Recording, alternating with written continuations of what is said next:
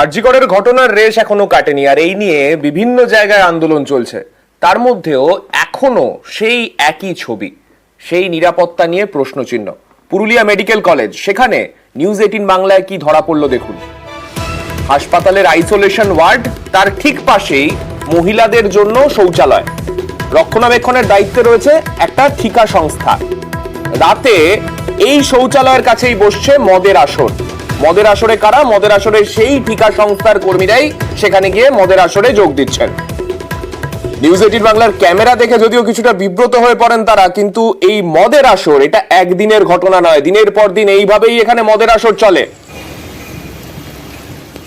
মদ খাচ্ছ? হ্যাঁ, হাসপাতালের ভিতরে তোমরা এখানে তো শৌচালয়, মানে মহিলারাও আসে না, এখন বন্ধ আর আসলো না। আর ঠিক তো নয়, কিন্তু কি করে 10 মাসে কোনোদিন 10 মাসে হাসপাতালটা মদ খাওয়ার জায়গা নাকি? এখানে তো মহিলাদের শৌচালয় আছে, এখানে মহিলারা আসবে আর তোমরা মদ খেয়ে ডিউটি করবে। ঠিক আছে, ভুল হয়েছে। কি ভুল হয়েছে? ঠিক করছো বলো। খাবো না হলো তো খাচ্ছ কখনো? ওই তো তোমার বোতল নামানো আছে। একটাই তিন না, কতটুকু হবে? এতটুকু। ও আচ্ছা, এতটুকু। আমাদের সঙ্গে রয়েছেন আমাদের প্রতিনিধি ইন্দ্রজিৎ। ইন্দ্রজিতের কাছে যাব। ইন্দ্রজিৎ, এই জায়গায় তারা এখন কতটা খাচ্ছেন, এতটুকু না আর একটু বেশি, সেই কোয়ান্টিটি নিয়ে তারা কথা বলছেন, যেখানে রাজ্য সরকার বলছে রাত্রিরের সাথী প্রকল্প চালু করে হাসপাতালগুলোয় নিরাপত্তা সুনিশ্চিত করতে হবে। সেইখানে এই ছবি, একেবারে মহিলাদের শৌচালয় হাসপাতালের ভেতরে, তার ঠিক পাশে বসে তারা মদ্যপান করছেন। হাসপাতাল কর্তৃপক্ষের কি বক্তব্য? তারা কি জানেন না এই সমস্ত কিছু? দেখো সান্নিক, হাসপাতাল কর্তৃপক্ষ কি বলছে, কি বক্তব্য, সেটা পরে আসছি। আগে তোমাকে যেটা বলে রাখি যে এই আরজি করের যে ঘটনা, তারপর প্রশাসন বা স্বাস্থ্য দপ্তর বা আমাদের যে হুঁশ ফেরেনি তা পরিষ্কার পুরুলিয়া মেডিকেল কলেজ হাসপাতাল চত্বরে দেখা যাচ্ছে। এবং রাতের অন্ধকারে একেবারেই মহিলাদের শৌচালয় আইসোলেশনের পাশের, আইসোলেশন ওয়ার্ডের পাশে রয়েছে, এবং সেখানে মহিলাদের যে শৌচালয় তার পাশেই মদের আসর বসেছে। এবং একেবারেই প্রকাশ্যে লাইট জ্বালিয়ে দিব্যি কয়েকজন মিলে মদ্যপান করছে, এবং তারা স্বীকার করে নিয়েছে কার্যত মদ্যপান করছে। এবং এটা একদিনের ঘটনা নয় সান্নিক, এটা প্রায় প্রতিদিনের একই চিত্র। আমরা এমএসভিপির সাথে কথা বলেছিলাম, এই খবর এমএসভিপির কাছে রয়েছে, এবং ওই চত্বরে যে একটা অন্যায় হয়, মদের আসর বসে, সেটাও জানেন। ইতিমধ্যেই ব্যবস্থা নেওয়ার কথা বলেছেন, কিন্তু ব্যবস্থা শুধু কাগজে কলমে। একেবারে সেই প্রশ্নটাই তো স্বাভাবিক ইন্দ্রজিৎ, কেননা ব্যবস্থা তাহলে কবে হবে? যখন আরেকটা এইরকম কোনো ঘটনা ঘটে যাবে তারপর কি তাহলে ব্যবস্থা নেওয়ার কথা বলবেন তারা? তোমার কাছে আসছি 1 মিনিট, আমি একবার দেখাবো যারা রোগীর আত্মীয়রা, যারা ওই শৌচালয় ব্যবহার করেন, তারা কি বলছেন, যারা হাসপাতালের কর্তব্যরত চিকিৎসক রয়েছেন তারা এই ব্যাপারে কি বলছেন। এখানে স্টাফ আছে, তারা বসে মদ খাচ্ছে, মহিলাদের শৌচালয় আছে।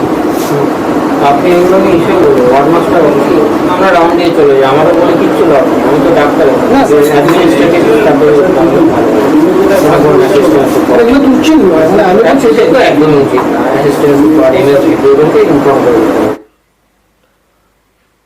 যারা হাসপাতালের কর্তব্যরত চিকিৎসকরা রয়েছেন তারাও যথেষ্ট অস্বস্তিতে বোঝাই যাচ্ছে। ইন্দ্রজিৎ, একটা বিষয়, এই বিষয়ে তুমি এমএসভিপির কথা বলছিলে, তিনি কি কিছু জানেন এই বিষয়ে? জানলেও তার কি বক্তব্য এই গোটা বিষয় নিয়ে?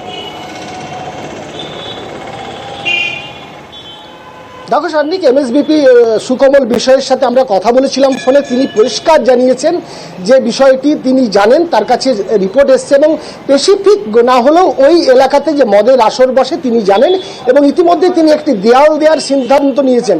আমার প্রশ্ন এখানেই যে এই আরজি করের ঘটনার পর প্রশাসন এবং স্বাস্থ্য দপ্তর বিশেষ বৈঠক করে, এবং ছাত্রদের আন্দোলনের কারণে বৈঠক, নিরাপত্তার কথা বলা হয়, এবং এই নিরাপত্তা কি শুধু কাগজে কলমে, বৈঠকের সিদ্ধান্তে?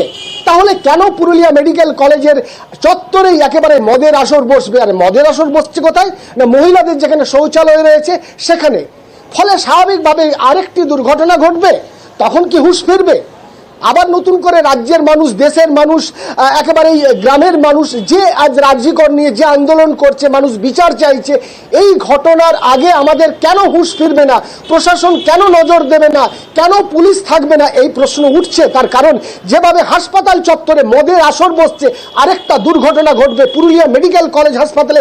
যে ছবি আমরা তুলে ধরেছি সেটা দেখে ভয়ঙ্কর মনে হচ্ছে। তার কারণ আগে যদি সতর্ক না হয় তাহলে আগামী দিনে আরেকটি ঘটনা ঘটবে। আর এই প্রশাসন যারা বৈঠক করছে, যারা মিটিং করছে, যারা কাগজে কলমে সিকিউরিটির কথা বলছে, তারা কতটা সতর্ক, তারা কতটা সচেতন, তা আমাদের যে এই ছবি, এই ছবিতে প্রশ্ন তুলে দিচ্ছে। তার কারণ যেভাবে মদের আসর বসছে একেবারে মেডিকেল কলেজ হাসপাতাল চত্বরে, সেটা নিয়ে প্রশ্ন তুলছে সাধারণ মানুষও। সান্নিক, বেশ, ধন্যবাদ।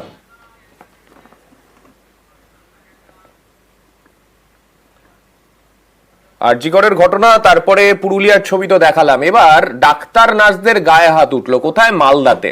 মাঝরাতে সরকারি হাসপাতালে ঢুকে টিএমসি কর্মীর দাদাগিরি। মালদার হরিশ্চন্দ্রপুরে আক্রান্ত কর্তব্যরত ডাক্তার আর নার্স। অভিযুক্ত তৃণমূল কর্মীকে গ্রেফতার করেছে পুলিশ। ধৃতের দাবি তাকে ফাঁসানো হয়েছে।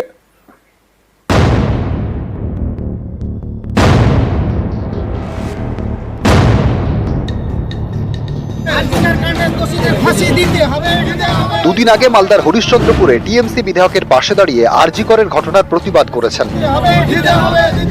দুদিন পরে সেই তৃণমূল কর্মী গ্রেপ্তার। সরকারি হাসপাতালে কর্তব্যরত চিকিৎসক ও নার্সরা তার হাতে আক্রান্ত, এই অভিযোগে তৃণমূল কর্মীকে গ্রেপ্তার করেছে পুলিশ। ধৃতের নাম অভিনাশ দাস, এলাকায় তৃণমূল কর্মী হিসেবে পরিচিত।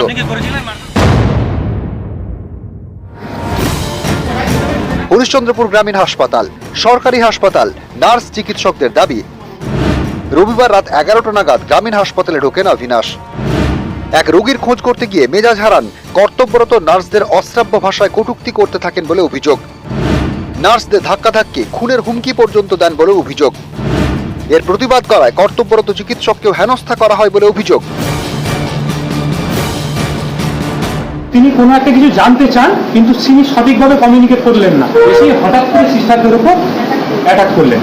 এবার সিস্টাররা স্বভাবতই ভয় পেয়ে গিয়ে আটকানোর চেষ্টা করলেন, তখন ওনাকে ভার্বাল অ্যাবিউজ করা হয় এবং ফিজিক্যালি অ্যাসল্ট করা হয়। আমি যখন আটকাতে আসি তখন আমার উপর ওনারা চড়াও হয়, সিস্টারকে ওনারা প্রাণে মেরে দেওয়ারও হুমকি দেন। আমি কোনো মারধর করিনি, সিসিটিভি ফুটেজ প্রমাণ আছে। এটা আমাকে প্ল্যানিং করে ফাঁসানো হয়েছে, ডাক্তারবাবু ফাঁসিয়েছে। আমার ওয়াইফ হসপিটালে ভর্তি ছিল, আমি দেখতে এসেছিলাম, ট্রিটমেন্ট চলছিল না, 2 দিন থেকে পেশেন্ট ছিল। আমি বলতে গিয়ে আমাকে জিজ্ঞেস করছে তুমি কে, তখন আমি প্রমাণ দিলাম, তো আমার উপরে চড়া হয়েছে। তৃণমূলের দুষ্কৃতী নেতা কি কর্মী, সে গিয়ে হরিশ্চন্দ্রপুর হসপিটালের মধ্যে ডাক্তারকে হেনস্থা করছে, নার্সকে হেনস্থা করছে, এবং কি খুনের হুমকি পর্যন্ত দিয়েছে। মানে যখনই অপরাধ করবে তখনই কেউ তৃণমূল করে না, নাহলে সবাই তৃণমূল কর্মী ওদের। আমার জানা নেই সে তৃণমূল করে কি না, সে যদি যেই দলেরই থাক না কেন, তৃণমূলেরই দলের যদি থাকে, তার বিরুদ্ধে যেন কঠিন থেকে কঠিনতম ব্যবস্থা নেয়। মালদা থেকে সেবক দেব শর্মা, নিউজ 18 বাংলা।